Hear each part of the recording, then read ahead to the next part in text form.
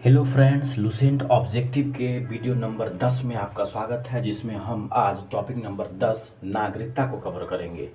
देखेंगे Lucent objective में नागरिकता संबंधी कौन कौन से सवाल पूछे गए हैं, किसका सही आंसर क्या है। तो आइए बिना वक्त गवाए स्टार्ट करते हैं। अगर आप लोगों को वीडियो अच्छा लगता है, ये सीरीज़ अच्छा लगता है, तो वीडियो को लाइक, शेयर और सब्सक्राइब जरूर कीजिए, ताकि हम जल्दी जल्दी से सारे टॉपिक को कवर कर सकें। भूगोल, इतिहास, साइंस, इकोनॉमिक्स, सारे टॉपिक को हम बारी बारी से कवर कर सके। तो चलिए बिना वक्त गवाए स्टार्ट करते हैं और देखते हैं आज का पहला सवाल क्या है।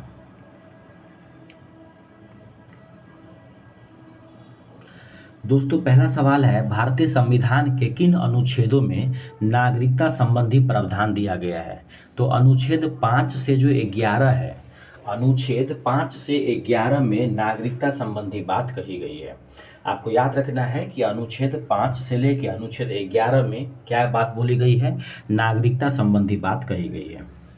अगला सवाल नंबर 2 कहता है, भारतीय संविधान निम्नलिखित में से कौन सी नागरिकता प्रदान करती है। तो भारतीय संविधान में एकल नागरिकता का प्रावधान है।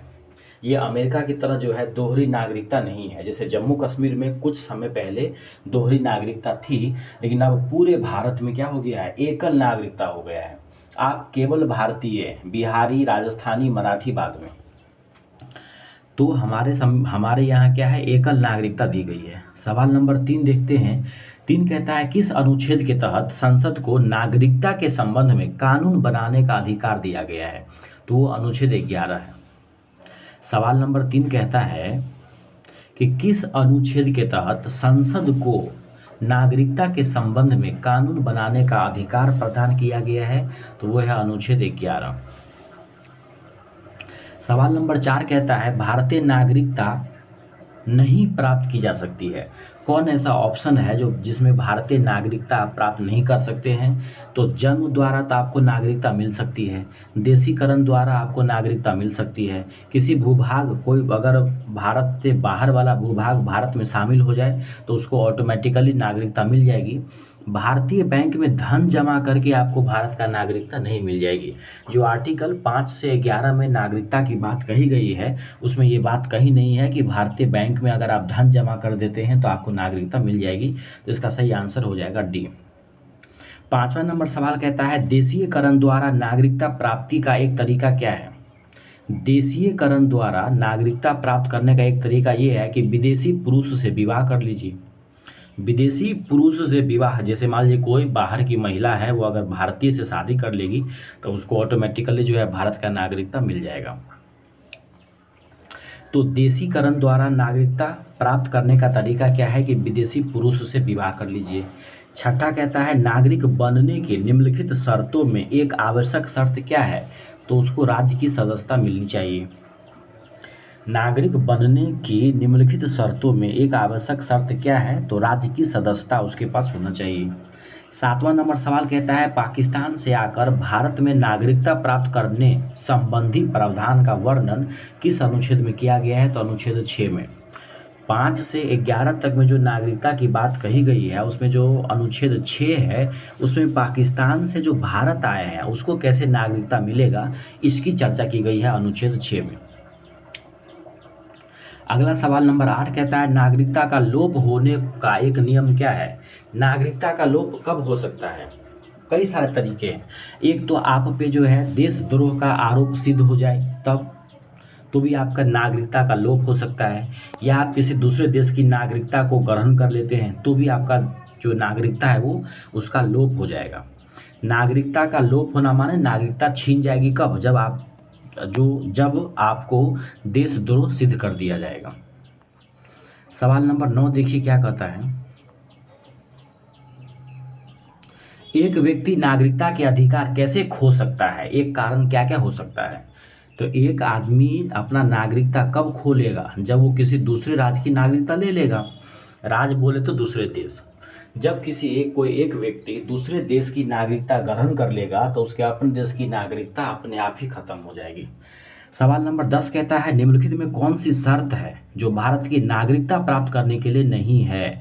तो अधिवास तो है, पंजीकरण भी है, वंशानुक्रम है, लेकिन संपत्ति नहीं है। यानी बैंक में धन जमा करके या जो संपत्ति के आधार पे आप जो है धन दौलत के आधार पे आप भारत की नागरिकता नहीं ले सकते हैं। 11 कहता है भारत की नागरिकता निम्नलिखित में से किस प्रकार प्राप्त की जा सकती है। तो जन्म के आधार पर भी मिल सकता है, देशीकरण के आधार पर भी मिल सकता है, वंशानुक्रम के आधार पर भी मिल सकता है, यानी कि उपरोक्त सभी। जन्म आपका भारत में हो गया तो भी मिल जाएगा, आपके माता पिता में से कोई भारत का है तो भी मिल जाएगा, कोई राज्य भारत में शामिल हो गया तो भी आपको मिल जाएगा, यानी उपरोक्त सभी इसके आंसर है। सवाल नंबर 12 कहता है नागरिकता प्राप्त करने व खोने के विषय में विस्तार से चर्चा कहाँ पर किया गया है। तो जो नागरिकता कानून है ना 1955 का, उसमें किया गया है। यानी 1955 का जो नागरिकता कानून है उसमें पूरा डिटेल से बताया गया है कि कैसे नागरिकता मिलती है, कैसे नागरिकता खोती है। सवाल नंबर 13 कहता है यदि व्यक्ति की भारतीय नागरिकता निलंबित की जा किसी भी व्यक्ति की भारतीय नागरिकता निलंबित की जा सकती है किन किन शर्तों में।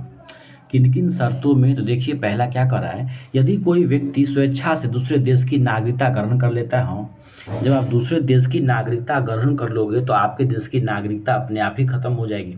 सही बात है।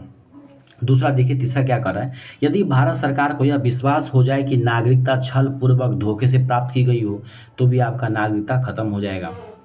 आगे है अगला कर रहा है यदि चौथा क्या कर रहा है, यदि कोई व्यक्ति जन्म से देश का नागरिक है किंतु किसी विदेशी राष्ट्र से युद्ध के दौरान वह शत्रु की सहायता पहुंचाने की गतिविधियों में लिप्त हुआ तो भी सही बात है।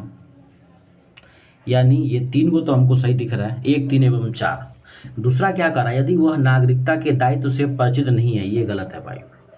यानी कहता है कि किन किन परिस्थितियों में आपकी नागरिकता निलंबित हो सकती है या आपकी नागरिकता छीन सकती है। तो देखिए मैंने आपको कहा था कि अगर आप किसी दूसरे देश की नागरिकता ले लोगे तो आपके देश की नागरिकता अपने आप ही खत्म हो जाएगी, या अगर भारत सरकार को ये पता चल जाए कि आपने जो नागरिकता लिया है वो छल पूर्वक लिया है, यानी नागरिकता लेने के लिए जो फॉर्म भरा था उसमें आपने त्रुटि किया है, छल पूर्वक गलत डॉक्यूमेंट दे के ले लिया हो, या आप जन्म से तो भारत के नागरिक है लेकिन अगर हमारा किसी विदेशी देश से झगड़ा होता है तो उस समय आप शत्रु देश का साथ दे रहे हो, यानी कि वहाँ भी आप छल कर रहे हो, तो इन परिस्थितियों में आपकी नागरिकता खो जाएगी।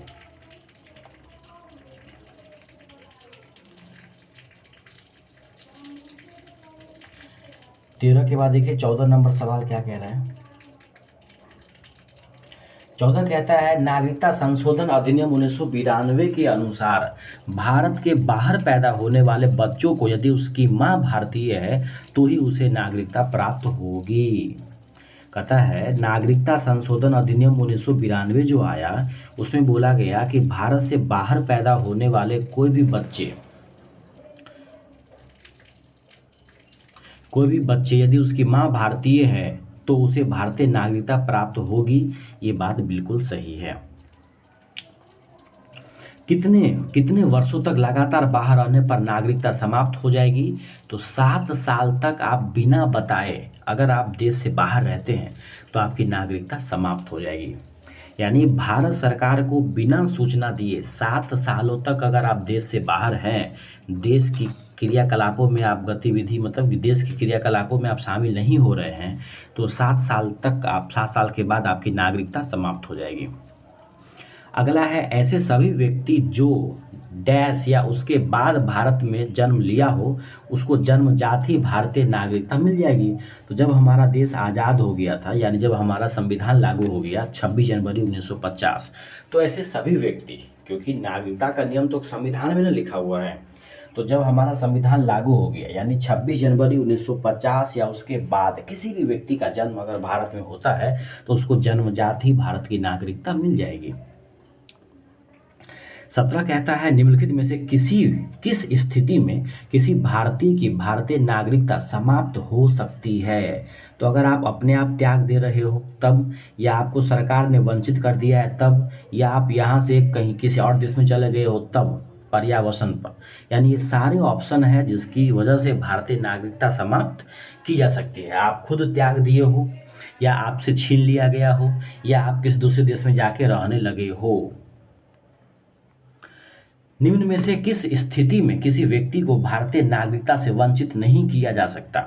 निर्वाचन के दौरान आपसे कोई आपकी नागरिकता नहीं छीनेगी, युद्ध के दौरान आपकी कोई नागरिकता नहीं छीनेगी, आपात स्थिति के दौरान आपकी नागरिकता नहीं छीनी जाएगी। तो ये कुछ स्थिति है, परिस्थिति है, जिस स्थिति में या जिस सिचुएशन में आपकी नागरिकता नहीं छीनी जा सकती है। कब? जब देश में चुनाव चल रहा हो, जब देश में युद्ध चल रहा हो, जब देश में आपातकाल लगा हो, तो उस स्थिति में जो है आपकी नागरिकता पे कोई सवाल नहीं उठाए जाएंगे। अगला है 19, भारतीय संविधान में नागरिकता के प्रावधान कब लागू हुए थे? 1949 ईस्वी में। भारतीय संविधान में नागरिकता के प्रावधान जो है वो कब लागू हुए थे? 1949 में। अधिनियम फिर 1955 में आया, फिर संशोधन 1992 में हुआ। तो भारतीय संविधान में नागरिकता के जो प्रावधान है वो कब लागू हुए? 1949 में। अगला देखिए, कहता है भारतीय संविधान के अंतर्गत भारत के नागरिकों को वे कौन से अधिकार प्राप्त हैं जो गैर नागरिकों को नहीं प्राप्त है?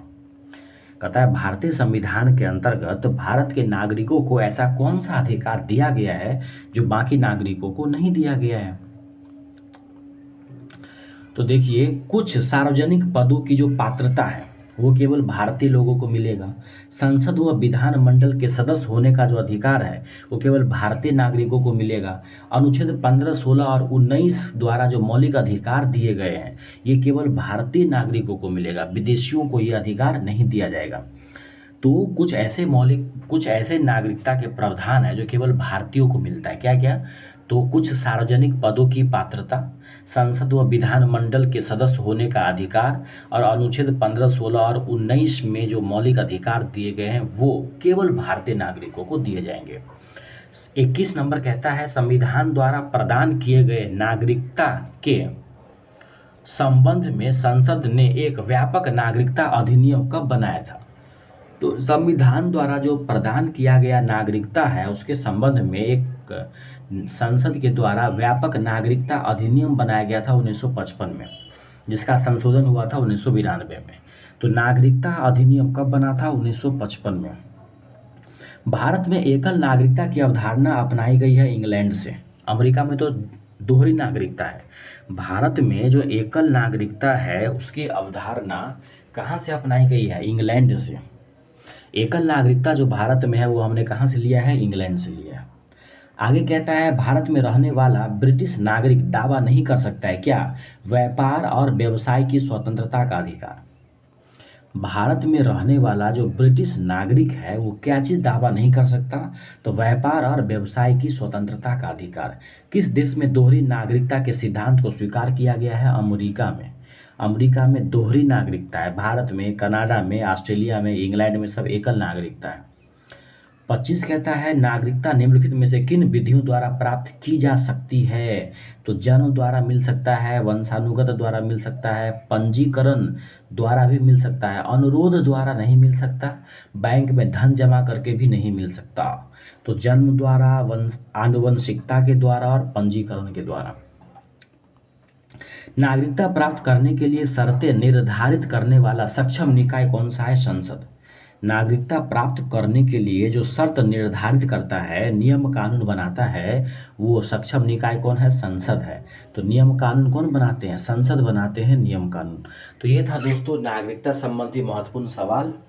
वीडियो अगर अच्छा लगता है तो आप चैनल को लाइक, शेयर और सब्सक्राइब जरूर कीजिए। कुछ सुझाव हो तो कमेंट बॉक्स में ज़रूर बताएं।